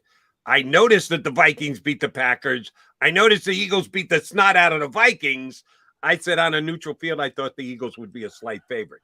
After this weekend's results, I don't think there's any question that on a neutral field, the Eagles would be favored. How about this? Everybody was talking. We were all talking about the AFC West as the most dominant conference. I mean, a dominant division in the NFL. Looks like things have switched now. The NFC East is now the most dominant. The AFC West, they almost suck now, with the exception of Kansas City. I don't see any of those teams, really being better than they were last year. No, the Chargers kind of got lucky. They win in Cleveland yesterday. Right. And and Russell Wilson all of a sudden looked so old. Man, how did he get old? It must have been all that energy from signing that $250 million contract that he signed. That he's got nothing left in the tank. Man, what the hell happened, Russell? I guess it's the air. Could be the air could be up the there. high altitude. I think of that, Barrett. Excellent point by you. All right, but you made a good point about the Giants and their physical defense. Eagles are 5-0, and that's great. They're the only undefeated team in football. And if there's one, see, Buffalo was impressive yesterday. Again, I said, let me get your take on this because I was kind of kicking around with John last week. The power rankings will come out on Tuesday because they wait for the Monday night game in case one of the teams drastically moves up or drastically moves down. So nobody brings their power rankings out till Tuesday. A couple of the major sporting outlets had the Eagles second. Some had them third. I think it was ESPN had them third. And one idiotic one had them fourth. Somehow they had them as the fourth best team, even though they were the only undefeated team. And I know power rankings actually mean nothing. They're zero. Right. It's a beauty contest. That's all that it is. But we as sports fans like to read and see what other people's opinions are. And yeah, it annoyed me greatly that the Eagles were fourth Exactly. in one of the power rankings last week, which I know I'm getting worked up over nothing, but I'm sorry. I think they should be either first or second. It's got to be for me, either them or the Bills. If you had the Bills number one, all right, they got picked off by the Dolphins. Close game, could have gone either way. They buried every other opponent that they played. They didn't do enough to draw. Okay, fine. Eagles second to the Bills, I can accept that. Other than that, third, fourth, fifth. No. How can you possibly do that to the Eagles? That's just flat out wrong. So, yeah, that bothered me a little bit. I'm looking at the NFC East. And the fact that the Giants are 4-1 and the Cowboys are 4-1. Eagles are 5-0. They should have already opened things up. I can't quite say buried the division because we've only played 1/3 of the schedule. But you get my drift. They should be in a dominant position. They're not. How much credence do you want to put on the Cowboys at 4-1 and the Giants at 4-1? I put a lot of credence on them because they're winning games. They're winning games the hard way. You know what I'm saying? They're just playing. I mean, Dallas's defense, and I just watched a little film on them. Dallas's defense, their front four, they're front seven. I mean, they're flying around making plays. You know, they're scaring teams into thinking they're coming from with blitzes, and they're actually just whipping the guy in front of them. I mean, they're slanting and everything else. So you got to move your feet against that defense. DeMarcus Lawrence is playing at another level. And they got a couple other guys in that, that are playing at a high level also. I don't see the Chiefs and Buffalo not being 1 and 2, or at least one, or, Buffalo being 1 and the Chiefs being 1 interchangeably, either 1 or 2. And then I think the Eagles are right after that. But then really? I also think you got the Chiefs ahead of the Eagles. I do have to say that just from the quarterback position. And by the way, Chiefs haven't played yet this week. I think they're going to win tonight against the Raiders. Right. But the Chiefs lost to the Colts, and the Colts aren't really all that good. Oh, they actually suck. I mean, but I just think that just from at least the Bills lost to the Dolphins, who were looking good when Tua was in there. So I don't, and in Miami, I don't look at that as a bad loss. Chiefs have a bad loss on their schedule. The Eagles have no losses. Right. I know Mahomes is Mahomes, and he's great, but I don't see how you can put the Chiefs ahead of the Eagles at this point. I don't. The quarterbacks. That's the only reason why. If you look at everything else, all things being equal, the Eagles are the most balanced team in the NFL, the most balanced defensively. I think they're still one of the most dominant defenses in the league. Even though yesterday they still played okay, man. I mean, you got a frenetic quarterback, just happened to luck up, and that's how they got a major part of their yards are just broken plays. But for the most part, the defense played all right, man. They did play all right. So looking at them on offense, it's going to be hard to stop this offense consistently once they get their head screwed on straight and start running the ball consistently, because that opens up the pass and everything else. And then, by the way, you forget about A.J. Brown being on the team. So they should be number one, but they're not going to rank them ahead of Josh Allen and Patrick Mahomes. I didn't say the Bills and the Chiefs, but they're not going to rank them ahead of Josh Allen and Patrick Mahomes. They're just not going to do it. Yeah, it's team power ratings. It's not quarterback power ratings. Oh, I get it. I get that, but they don't get the that. Quarterbacks drive the bus a lot, but they're not the solo passenger. There are 50 some odd other guys on that bus. And I think the Eagles have played better than the Chiefs. We'll have fun with it tomorrow. The power ranks will come out, and Johnny and Mac and I will talk about it. Where do you think the Giants and the Cowboys will be power rated? Because that's another thing I'm looking forward to talking to my partner about. Because he said on Friday, he's been saying it all year, the Giants stink. And I thought that was just a little harsh choice of word. The Giants are not great. The Giants still have holes and issues. When you're 4-1, you can't stink. I don't care how you ferret it out and or who you play, and you beat a bad Carolina team. They beat the Packers on a neutral field yesterday, and the Packers are supposed to be one of the best teams. I mean, the Barrett Brooks power ratings has got to have the Packers still up there pretty high because they got that Rodgers guy, since you put such an emphasis on quarterback. Giants just beat him this past week. How high do you think the Giants and the Cowboys come in the power rating? They got to be at least 5 and 6, right around there. Both they in have the top to. 10, right? Yeah, they have to be. They have to be. Even the Giants, and just like you say, when you look at their roster, it's Saquon, and then it's everybody else. It's the defense, Saquon, and everybody else. And I don't know how Dable's doing it, because if you look at their roster, they're not really talented at anywhere else. Like, their 2 tackles are playing well right now. Neal is playing at a high level. The first-round draft pick, I like him. I like the way he plays. He's definitely playing at a high level. But look everywhere else. The receiver position, nobody's really stepping up, but yet they're still winning. How is that? And, oh, by the way, getting back to the Giants and Dable's decision, Daniel Jones is a pretty big guy. We were talking about Jalen earlier and the fact that he can push 600 pounds with his legs, that he's more like a fullback than he is a quarterback, and his build and his toughness and his strength. Daniel Jones, I know he had that amazing tripping play here in Philadelphia when that tricky 10-yard line tripped him up where nobody was around him. What he looked but like other Bambi. than that, he runs well. He can take off and make plays, and he's got good size. He's a legit 6'4".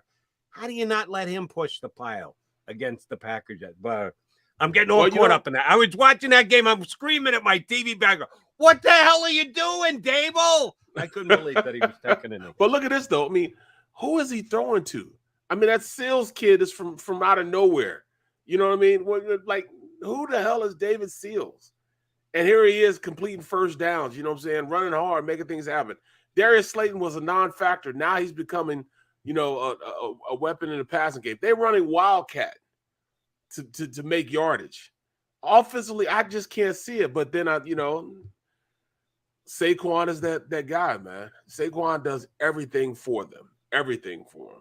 And like I said, plus I think, Andrew Thomas, the left tackle, and Evan Neal, the right tackle, are playing pretty good, man. And I've always been a Saquon fan. I've been battling with Giant fans, friends on the air when I'm on FAN up there. God awful pick. You got to take a quarterback, blah, blah, blah, blah, blah, blah, blah, blah, blah. Who do you want, Sam Darnold? Yeah, the Giants could have taken Sam Darnold. How'd that work out for either the Jets or the Panthers? Oh, I got to Josh Rosen was the pick. Should have been the pick at number 2. Is he even on somebody's practice squad in the NFL anymore? I thought Josh Rosen, he was with Cleveland. Then they cut him. I don't know where. I don't think he emerged anywhere. I don't know that he landed anywhere. So he's not even in the league. And people, the Barkley pick was idiotic. You don't use the second pick of the draft on a running back. Yeah, you do when he's got as much talent as Saquon Barkley. And you do when. And, oh, by the way, all those Giant fans should have taken a quarterback. Not one of them ever mentioned Lamar Jackson. No one ever said – I had a tight buddy of mine say Josh Rosen was the pick at number 2. And I rolled my eyes at him at the time. No one ever said to me they should have taken Lamar Jackson. And that's the only guy you can look at and say in 2020 hindsight, if the Giants had taken Jackson, they might be better off. I've been a Barkley fan forever.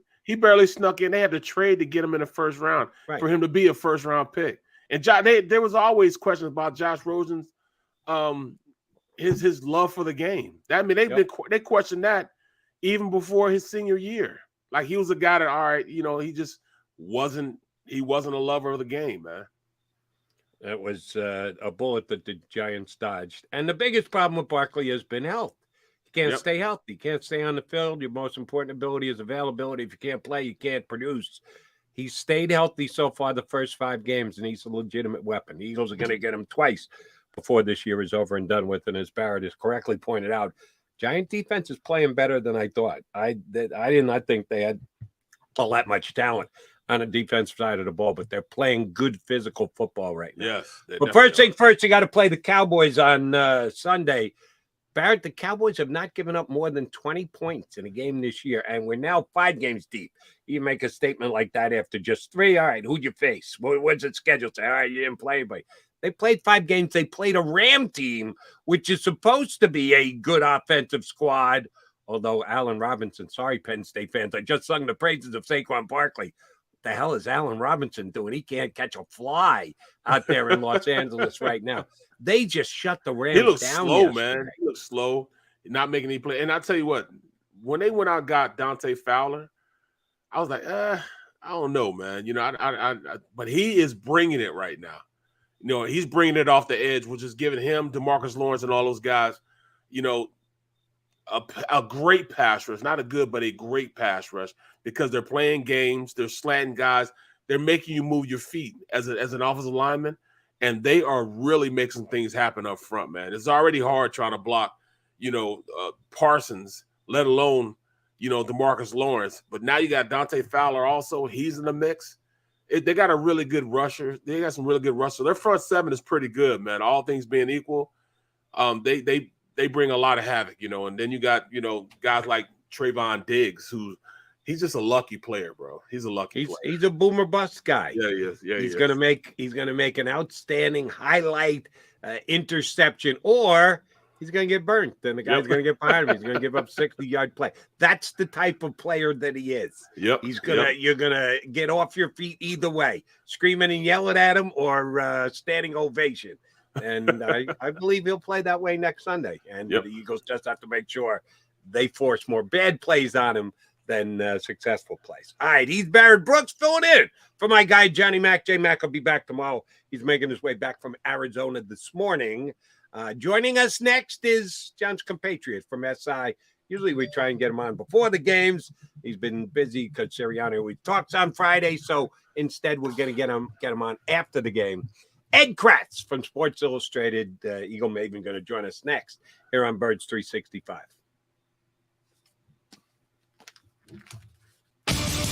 The greatest fans on earth. It's a bold statement, but would you expect anything less from Philadelphia? 58 years of heartache creates a toughness, a grit, a resolve not found in most. Sure, our prayers were answered, but now that we've had a taste, we're looking for more.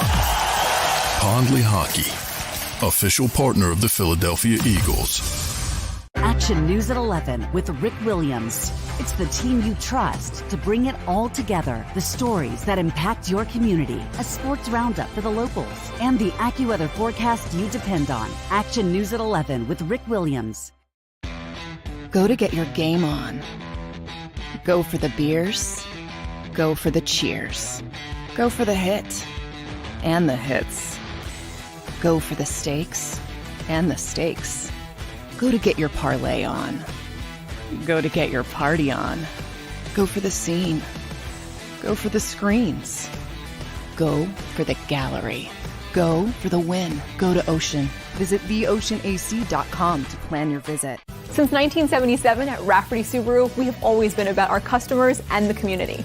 Early on, a safe and durable option, we've evolved to become the best overall brand according to Kelley Blue Book. Over the last 14 years, we've donated thousands of dollars through the Subaru Share the Love event and found homes for hundreds of pets.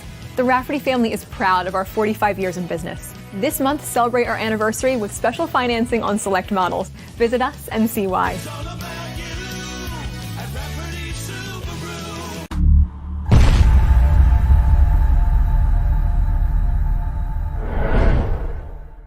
At Stateside Vodka, every new customer gets the world's best rocks glass.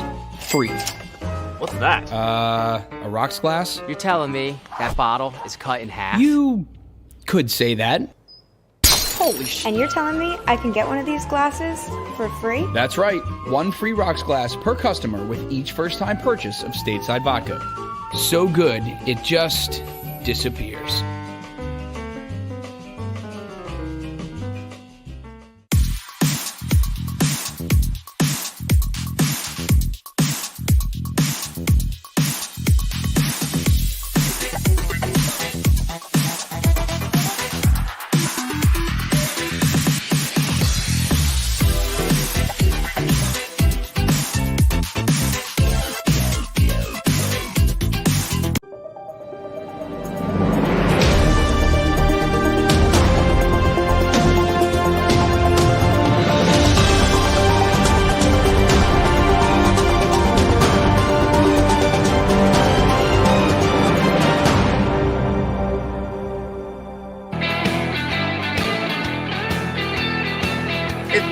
Undefeated Monday here on Birds 365 as we chat up the 5-0 Birds after a successful trip out to the desert and a victory over the Arizona Cardinals.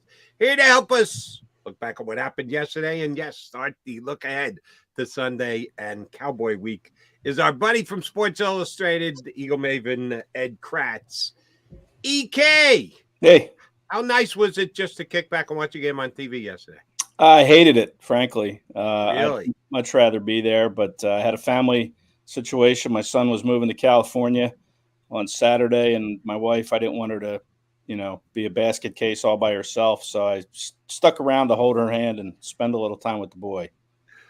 Good for the Kratz family. But watching it at home, you would have rather been there. Oh, yeah. How nervous were you when Danny Amendola trotted out onto the field? It was Matt Amendola. Danny Amendola was the what receiver. I say, Danny? My bad. The receiver. Yeah.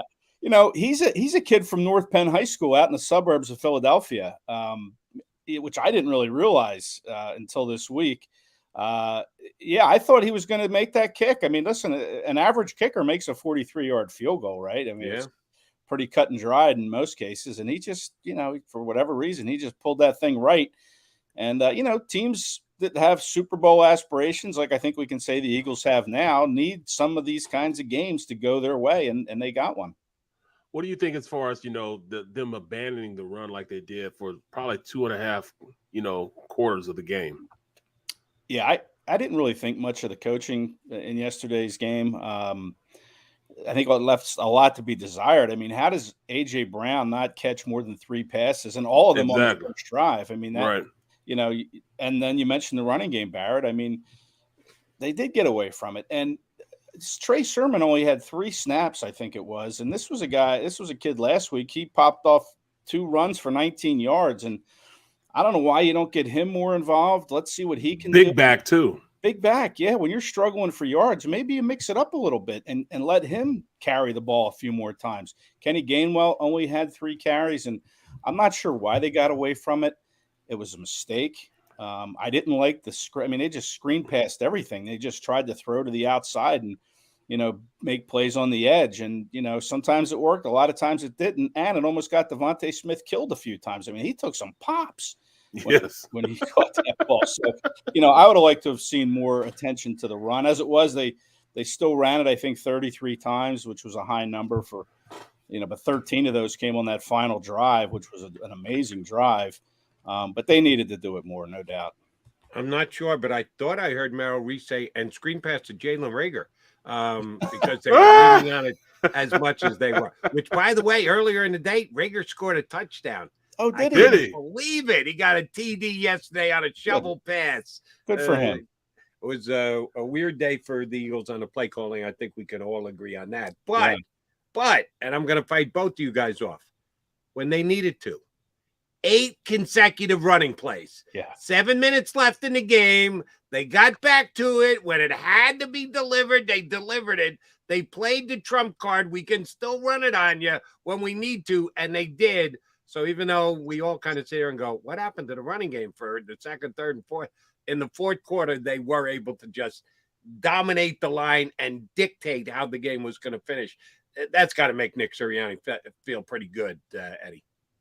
Listen, that I haven't seen many drives like that, if any. I mean, Barrett, maybe you were part of them when you played, but 17 plays just took almost 8 minutes off the clock. They just took the air out of the ball. And you mentioned the 8 straight runs. It was 13 runs of those 17 plays were running plays for 56 yards.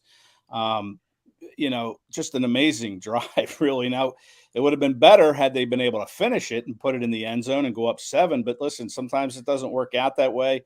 I know Jalen Hurts sounded like he was kicking himself for not finishing that drive.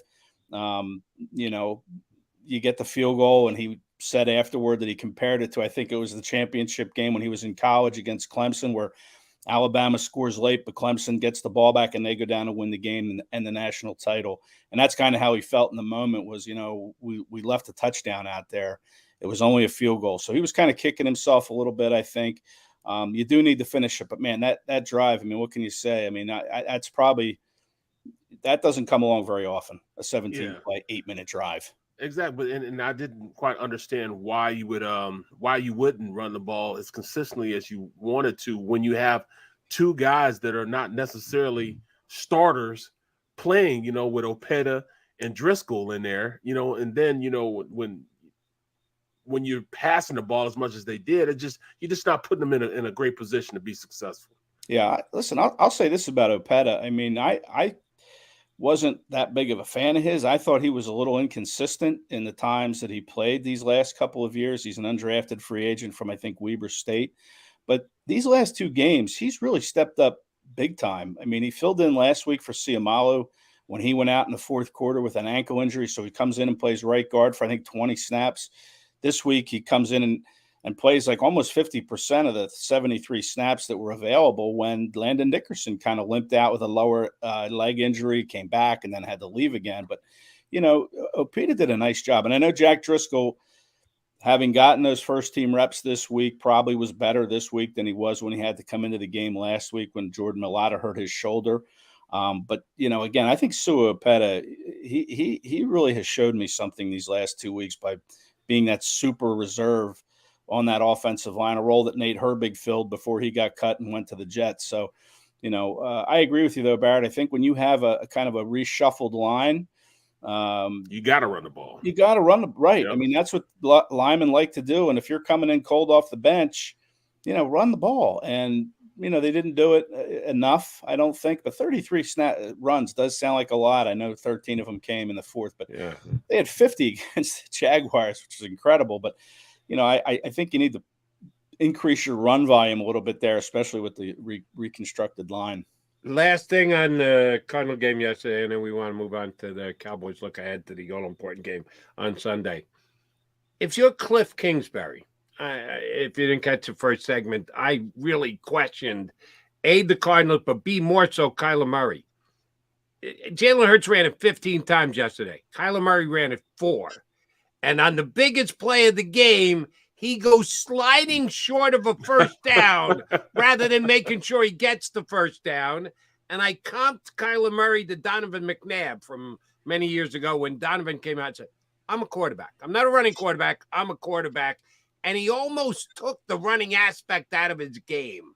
And I thought that was a mistake when Donovan did it. And if that's what Kyler Murray is doing now, I think it's a mistake on his part too.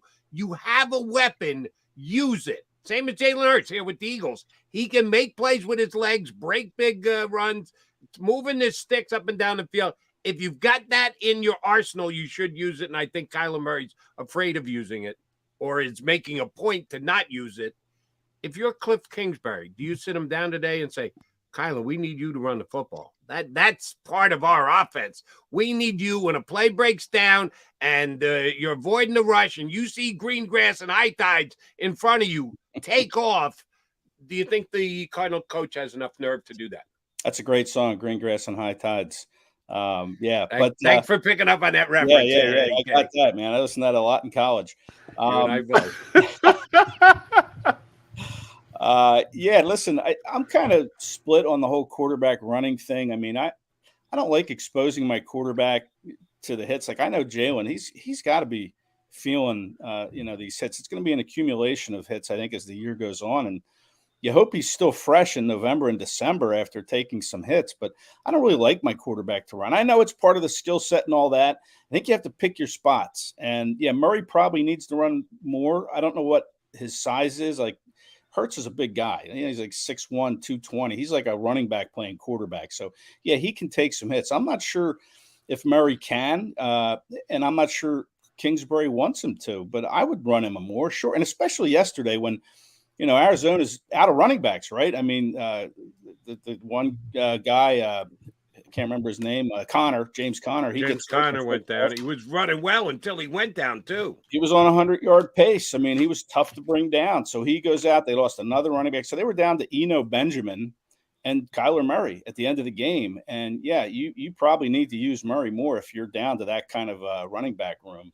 And that, that 3rd and 1, that slide that he made that set up the 3rd and 1, and then he spikes it. I mean, I don't know where you spot the ball when a quarterback starts his slide. Like I thought he had the first down, and then you look and the ball's like way back where right he started his slide. I thought he had it too, and I'm sure the Cardinals thought that. And reports out of State Farm Stadium were that on the scoreboard they showed 1st and 10. So, if you're the coach and you're looking up at that, you say, okay, we got the first down, and then someone tells you, oh no, it's 3rd and 4th and 1 now after we spiked it. So you had to kick. But yeah, that was a weird spot. I don't know how the rule on that, where you spot it. I know it's where the slide starts, but how do you determine that? At full speed, I don't know. It was a bad mistake. He looked like he could have gained another few yards and made sure that he had the first down, but he just went into his slide too early, I guess. And that's why I want Jalen Hurts as my quarterback. He just makes sounder decisions than Kyler Murray. But just looking at defensively, and I was discussing with Jody that the mush rush is a lot of the reason why we didn't have a lot of the sack that we that you would think we would have against that offensive line when the left side was hurt or injured or wasn't up to full strength. I just thought it was a culmination of how they called the defense as opposed to athletic talent or them getting beat. They just didn't want to rush him that way, and it kind of kept him within the framework of the offense doing it that way. What was your perception of that? Yeah, I mean, listen, this defense was special the last 2 weeks, right? 9 sacks against Washington, 5 forced turnovers against Jacksonville. 3 straight Defensive Player of the Week awards. I think that streak ends. Didn't see anything real special from the defense. They did what they had to do, though, and they sacked, I think, one time. I think they sacked Murray once. I think it was Hassan Reddick, big sack right near midfield on a 3rd down play. So that was a very timely sack, and Reddick does that stuff, man. He shows up when the game grows old and makes plays. But I would have liked to have seen, I know the mush rush, whatever you want to call it, I would have liked to have seen more pressure on Murray. I would have liked to have seen, maybe a little more blitzing to put him under pressure. But he did get the ball out pretty quick, and he exploited the middle of the field pretty well. There were some open guys over the middle of the field that he was able to find. And, I don't know who's to blame on that, whether it's a linebacker or the slot corner, Josiah Scott. I thought Scott played pretty well on defense. We had 2 tackles for loss, filling in again for Avonte Maddox. So, whatever the defense was, I guess, it was a winning effort, but I would have liked to have seen more pressure on Murray and a few more sacks. I love sacks. I'm always going to root for the sack. You and I love seeing it, man. That's a hard guy to sack, though, man. That's you're that's right. a hard guy to sack. Yeah, he is. And they did a good job pursuing him to the sidelines and forcing him to, throw the ball away or, whatever, try to run. But they did a good job pushing him outside, too, to get him on the move. Our pal John McMullen gives more props to the pressures and the hits. Yeah, Eddie and I like the sacks. Yeah, tell me you finished the play. Tell me you got home. That's what I want to know. Yep. And by the way, I just looked it up quickly. Kyler Murray, all 16 games as a rookie, all 16 games his second year. Last year, ankle sprain cost him 3 games. Yeah. That's not because he took a hit as much as he just I'm trying to remember the play. I don't remember it. It might have been a running player. It might not have. Yeah, I get it. You could get hurt in the pocket just probably more so than out, in the open field trying to run. We saw Hurts get hurt in the pocket Jalen last year, against the Giants and missed the game and wasn't the same really in the home stretch. And that's one of your fears. Look, I know staying in the pocket, but even getting outside the pocket, and trying to run. You can take a hit. And with the way the concussion protocols are now, after seeing what happened with Tua, they're going to be a little quicker to hit that panic button and say, no, you can't go back in. So, you get up a little bit wobbly, you're done for the day. So, you have to be cognizant of that, and rightfully so. I mean, these concussions are a big issue, but still, that's one thing you're open to when you're running the ball, is taking those big shots. By the way, injuries, injured quarterbacks. There's one on the Dallas Cowboys who may be ready to play by Sunday night's game. We will get more information as the week gets on. Ed'll be talking to his Cowboy compatriots to see exactly where Dak is at.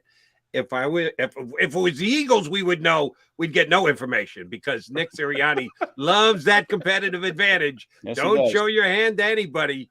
Yep. Jerry Jones a little bit more braggadocious, so he might be able to get more information out of him. How's it going to play on Sunday night, Ed? If Dak Prescott is good to go, is he back in as the Cowboys starting quarterback, or are you benching a QB who's just gone 4-0 for Dallas? Yeah, man, I tell you, I know Dak's getting paid, the buku bucks to be the franchise quarterback. Right. So they're probably going to go to him if he's healthy. You're not going to pay him, mega millions to sit on the bench and hold a clipboard when he's healthy. So I have to think that he's going to be, back in there if he's healthy, 100%, maybe 110%. Now you can play with that extra 10% because you have a backup that's gone in and won games. But listen, I'm also of the school of, if you're hot, man, and you're winning, you don't mess with the winning streak, right? Isn't that what they said in Bull Durham? Exactly. You don't mess with the winning streak. You keep doing what you're doing, and you eat the same food, you wear the same underwear, whatever the superstitions are, you do it, right? So if you're winning with Cooper Rush, gotta keep that juju. Yeah, keep the juju, man. He only completed 10 passes against the Rams yesterday. I mean, they just ran Zeke into the ground. We'll see how fresh Zeke is coming off whatever 20-plus carry day he had in that win over LA. But man, I wouldn't screw with the mojo. But again, Jerry Jones is the one writing the big check to Dak Prescott, and if he's ready, I think he's playing. So do I. I don't think there's any way he's carrying a clipboard on Sunday. Exactly. I mean, you see what he's doing to Zeke right now. Zeke shouldn't even be on the field. Pollard should be playing every single rep. But, hey, at this point, Zeke is making more money, so he's playing Zeke. So, I mean, that plays into our favor, though. I mean, if they go ahead and play Dak, I think that'll be a decided advantage for us, simply because, you hit that hand, he's not going to be ready to play at a high level, after being off this long anyway. So it might work to our advantage. Right. Eddie, they got to give the Cowboys defense some credit too. 5 games, they have not given up more than 20 points in any individual game. They just completely took the Rams out of their offensive game yesterday, including turnovers and scoops and scores. It's probably, would you say this is the best defense the Eagles have faced this year come Sunday? Yeah, I would say so. Sure. I mean, just based on the numbers you threw out there. Yeah, I think it's the best defense. And man, Micah Parsons, boy, he's a handful to block. And, Maley Cooker, the safety they signed, he's had battled injuries when he was with the Colts.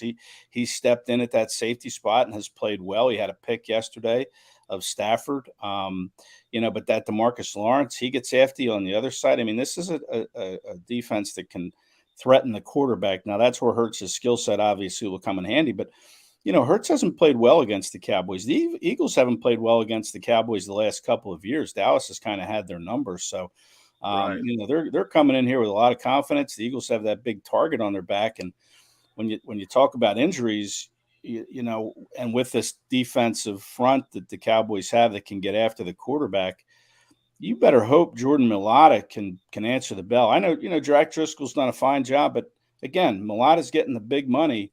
And, he seemed optimistic that he was day to day when we talked to him in the locker room. I think it was Thursday last week, that he was not going to miss much time. So you hope that he's ready to go. And you hope the Eagles don't say, okay, well, you know what? We have a bye coming out of this game. Let's give that shoulder a little extra time. Jack's playing pretty well. I think you need Mailata out there against this defensive front. That increases your chances of keeping Hurts a little bit more upright. Yes. Yeah, and you hope Kelsey. I mean, listen, Kelsey, he said he was going to have an MRI, I think, didn't he, after the game? Yes. I thought I heard, on his ankle. He thinks it's a lower ankle sprain. You know, I mean, he's just tough as nails, that guy. I mean, he just taped it up. He said, nice, big, thick tape job when he went to the sidelines, only missed 3 snaps. You know, but again, who knows? I know he's going to battle and do everything he can to make that 128th straight start. But we'll see what the MRI says. But you need him out there. I mean, Cam Jurgens looked good in the summer in training camp, but this isn't he didn't play the Cowboys on Sunday Night Football with a 5-0 record. You know, a little different coming in now than it is in August against the, Miami Dolphins. So I don't know. I just think that the Eagles need to be healthy on that offensive line going into this one because the Dallas defense can really give you headaches. Let me ask you about Sirianni's preparation for the game this week against Dallas. Last year, when these two teams met, the Cowboys won by a combined score of 92-46. Oof, I'm writing that down. 92-46. That's an official double up, Eddie Kratz. Yeah, I'm writing. That's not close. Now I know the second game was Cowboys starter against the Eagles JV, which really wasn't fair. But that's the way the Eagles chose to play it because they had nothing to win by winning the game. Does he use that? You realize that we're playing a team that crushed us twice last year. Didn't beat us twice. Crushed us twice last year. Does Sirianni go down that road for motivational purposes? Well, the Beat Dallas T-shirt that he wore, last year before the game, that work didn't help out at all. Right? Not really. 46. Yeah. So maybe it's time to shift gears and lose that shirt. Keep that one in the hamper this week. Right. I remember that. That's bulletin board material. I mean, come on. Are you kidding me? Yeah. I guess he knows now. Ed, I'm glad you brought that up. You're absolutely right. The pandering has to stop now. Yeah, I don't mind the I like it. He wore the Phillies, that nice powder blue Phillies shirt. That was nice. The panderer in chief was back again yesterday. Yeah, I don't mind that, man. Players like when you wear their brand, right? I mean, it's a good thing. Players love to see that. I like the Pave the Lane shirt. That's a good one. Maybe you dust that one off this week and bring it. Because this offensive line is going to have to get the job done against this defense of Dallas. They got to win it. They got to win that line of scrimmage. So, maybe you break out all the offensive line shirts. He loves to talk about Mount Union and, his IUP and all his college days. Maybe he brings out a throwback from Mount Union or something. I don't know. Break it up somehow. But, yeah, Jody, to answer your question, I think, yes, he has to use this as motivation. He's a motivational, connect, fiery dude, man. He's going to use everything he can to get this team ready to play in 92-46. Maybe he gets a T-shirt made that says 92-46. Oh, that'd be pretty sweet. I did the math. I don't want that on my plate. I just do a little math there on Bird 365. Didn't mean to shine too big a light on the combined score of last year's two games. No. My bad. Forget that I said that. Let's edit this tape now and not bring up the fact that it was 92-46 in the two games. We need to say that. I'm glad you brought that back. We need that. Yeah, I think that's certainly a great motivational tool. If you're Nick Sirianni, I probably mentioned that all week long. 92-46. I mean, that was the combined score. All right, Ed, one more quick question on the D line. Yesterday, Hassan Reddick had a great sack, great play, just power drove an offensive lineman that he was probably given 60 pounds to back into the quarterback's lap and then sidestepped him and took Kyler Murray down pretty easily. Yeah, but that was it. They had one sack. They had a couple of plays where Murray jumped out of the pocket and made a runaround type hectic play. But they didn't have near as much pressure as they had in previous games. Certainly not like the Commander game where they got as many sacks as they did. Right. Give credit to Cardinal offensive line, better than maybe what people projected before the year that they started. Give credit to Murray for his ability to avoid the rush. Or question what the hell happened, Jonathan Gannon. No, you like to just come with 4, but at some point, see, here's my knock on Gannon. And I really like Gannon. There are Gannon haters out there. There are Gannon devotees like your pal, John McMullen. Here's the one thing that Gannon doesn't do enough of for me. He doesn't change tactics in midstream. If he's coming into a game, say we're not blitzing, then he doesn't blitz the whole game. Even when he's not getting there, not creating any pressure, he doesn't go, all right, well, maybe we better blitz. He just doesn't seem as good a counterpuncher as some other defensive coordinators. Is that a fair criticism on my part? Yeah, I'd have to think about that. I'm not sure he doesn't make some kind of adjustments in game. Okay. I'd have to think about when, though. I can't think off the top of my head when he might have done that. Maybe Barrett can, but I think Barrett touched on it a little bit. They used that mush rush scheme where they wanted to try to contain Kyler Murray in the pocket and make him make plays, and he did for the most part. I mean, he had this team a 43-yard field goal away from going into overtime. They overcame a 14-0 deficit.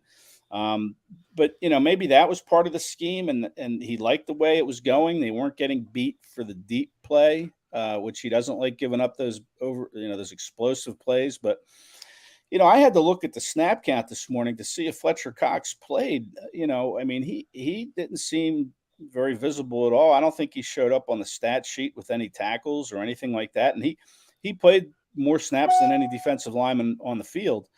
Javon Hargrave, I thought, showed up a little bit, but Brandon Graham, he played 33 snaps, which was an increase from previous weeks. And I don't think he did anything either.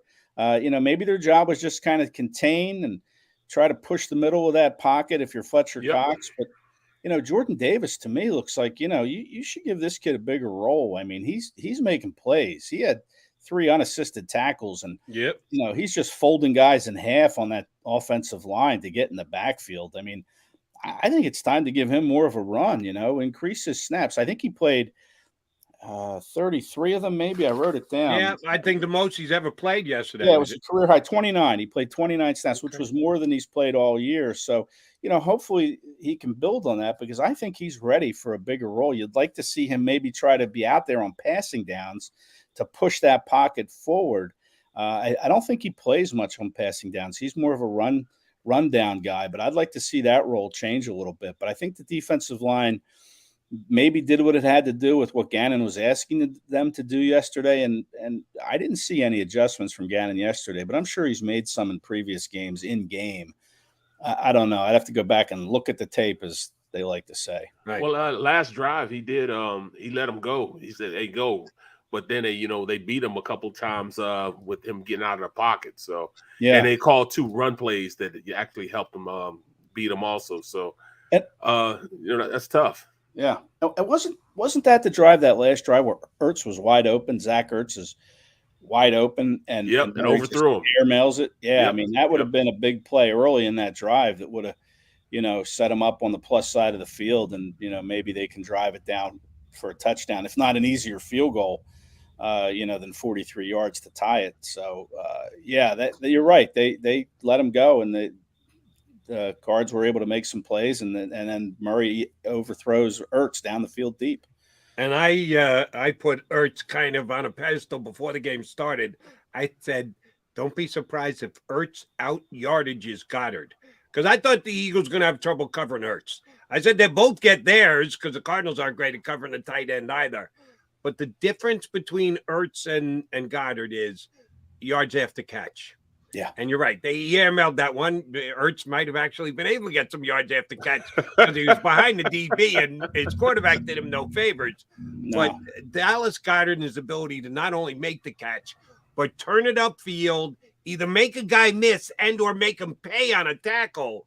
That's why Dallas Goedert has jumped into the top tight ends in the National Football League, top 3, because he's as good at yard after catch as there is as a tight end in the NFL, Eddie. And the Eagles know it, and I think they like to use him a lot in the screen game. We see him catch those short passes out wide, and he's able to chug and pick up a first down. But that catch he made on that drive we were talking about, that long end of the game drive there, that huge catch, 3rd and 11, right? He gets open for a 16-yard gain. And that was a check. Jalen Hurts had to check down. He said he had to check out of a play that was called to make that play happen. But Goddard is definitely, the number 1 tight end above Hurts. I mean, Hurts he might have caught that ball deep, and maybe got some yards after the catch, like maybe 3 or 4 yards. I don't think any more than that. He's very lumbering. He's very slow at this point. But we had Zach Ertz on earlier. He talked to the Philly media a week ago, and he was asked if he can become the first tight end to go over 100 yards in a single game since 1989 for the Cardinals. 33 years the Cardinals. Really? Yeah. And I'll ask you who you think it was. You'll never get it. It's a journey. Look it up. I would go to Jackie Smith before he went to the Cowboys and dropped a touchdown pass in the Super Bowl. It's a good guess. It was Rob Awalt. If you ever heard of him. Oh, you know him? Rob Awalt? You just made that up. No, There's no such player. You're shitting us. Nope. Honest, look it up. He played 7 years, 3 different teams. But he was the last tight end to go over 100 yards in a game for the Cardinals in 1989. So Ertz is asked a week ago, can you be, the first tight end to do it? And then he just said yes. And then there was a long pause. And then he said, I plan on doing it soon. It was almost like a veiled threat. Like, I'm coming for the Eagles. I'm going to do it this week against my old team. But it never happened. He made a few catches, inconsequential, never happened. I would say more than inconsequential, but if you don't get halfway to 100, you don't get credit for 100. That's damn sure, and he didn't get to 50. Yeah. Eddie, great stuff. Appreciate it, bud. We'll get you on again next week. Hopefully your son got off to Cali. He did. Just fine. We'll talk to you next week, bud. All right, guys. Have a good one. Yep. Ed Kratz from Sports Illustrated here with us on Birds 365. All right, Brad Brooks in for Johnny Mac.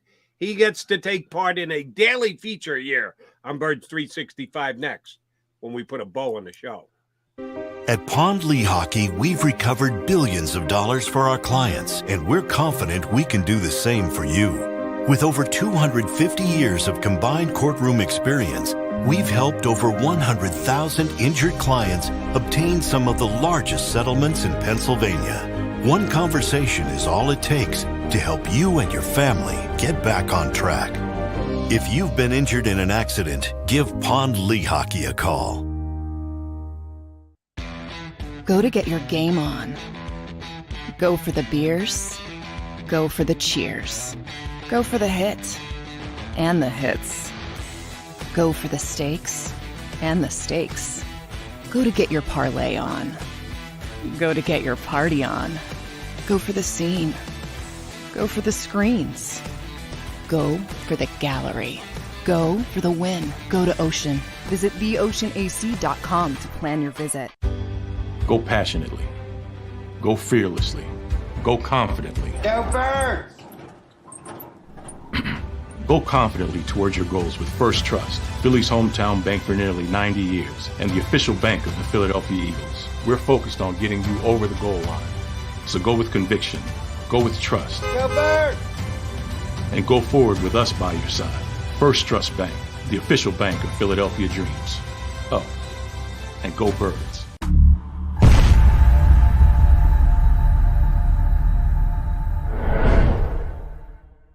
Welcome to Pond Lehocky. We've helped over 100,000 injured and disabled workers obtain benefits, as well as some of the biggest settlements in the state. If you've been injured at work, give Pond Lehocky a call. Score and save in southeastern PA and Delaware with Colony Pools this football season, and let the experts close your pool with a custom Merlin safety cover in green for the birds. And if you join our Winter Watch team, we'll give you another 20% off, and Colony Pools will handle it all. Keep your tiles on your pool, not in your pool. Fly with Colony right now, Birds fans. Visit flywithcolony.com. Jeff D'Ambrosio, Destination Downingtown's 5-day used car super sale. Jeff puts an end to high prices now. 5 days of the best car, truck, and SUV deals ever. Over 1,000 vehicles, every make and model.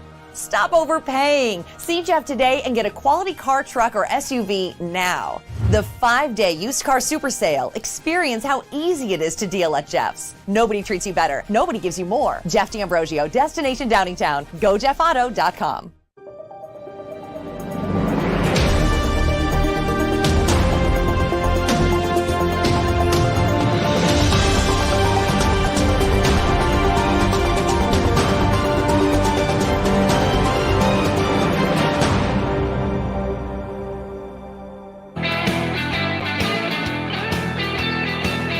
last segment of the Undefeated Monday. I've been saying that now for a couple of weeks. Undefeated Monday, undefeated Tuesday, undefeated Wednesday. As long as the Eagles stay undefeated, it'll be that day here. Music to my ears. And we may say it again next week after they dispense with the Cowboys this week. All right, Barry, we still got 6 days before the big showdown. Today, for us here on Bird 365, it's a recap, and we should, after a game in which Eagles needed a little help from a former Delaware Valley native pushing a kick wide right. Otherwise, they may still be playing. No, that's right. There's no ties. But the Eagles did win, and that's the trump card that plays out over all others. They are 5-0. What is the biggest storyline this week? Injuries are certainly part of it. Eagles side, Maddox and Mailata, they get him back. We're assuming Kelsey, because he went back in and played, duct tape him up, throw him back out there. And the Dak aspect of the Cowboys, which do you think is more intriguing? Eagles getting healthy or the Cowboy quarterback situation? I think the Cowboy quarterback situation. Dak being back, I think would bode better for us. Simply because, he'll be rusty. He come in, he won't, have his whole he has Michael Gallup back. He hasn't had Michael Gallup all season. He'll have Michael Gallup back, but he'll be a little rusty. This is throwing hand, hit that hand a little bit, it'll make him think about it a little bit. So, I just think it will bode better for us to have Dak. And no much rush necessary against Dak. So will they get after him? Will they be able to bring the heat this Sunday against the Cowboy quarterback? Absolutely. And we can cover better than we've covered this Dallas team. Usually CeeDee Lamb used to kill us. I think now we're in a situation where, I think we have a leg up. We have the better cover guys, as it pertains to our secondary. We have a better secondary than they do. All right, Big B, last thing, and just to play to my own curiosity, you got 2 hours before you get together with D-Gun and Rob Ellis on Sports Take. What are you going to do with your bad self the next 2 hours? Make me some breakfast. What are you having for breakfast? I'm probably going to just, I just started my diet today, so I'm going probably make a hamburger and an egg. Yeah, hamburger and an egg. That's it. Hamburger and an egg at 10 o'clock in the morning. I like it. Barrett, a pleasure. Always, whenever you jump in board. Thanks for filling the void for us today. We'll talk to you again soon enough, and we'll be tuned in on Sports Take here on the JAKIB Media YouTube channel coming up in just a couple hours. That's Barrett Brooks in for Johnny Mac. J-Mac will be back tomorrow. We'll be back here on Birds 365, starting the process of Cowboy Week tomorrow in 2 and 2. You've been listening to Birds 365, the destination for the passionate Eagles football fan who bleeds green. If it's Eagles football, we're talking about it. Debate, inside the locker room, and guests that are some of the greatest football minds from around the region. We hope you enjoyed the show. We know we had a blast. Make sure to like, comment, and subscribe, and we'll be back soon.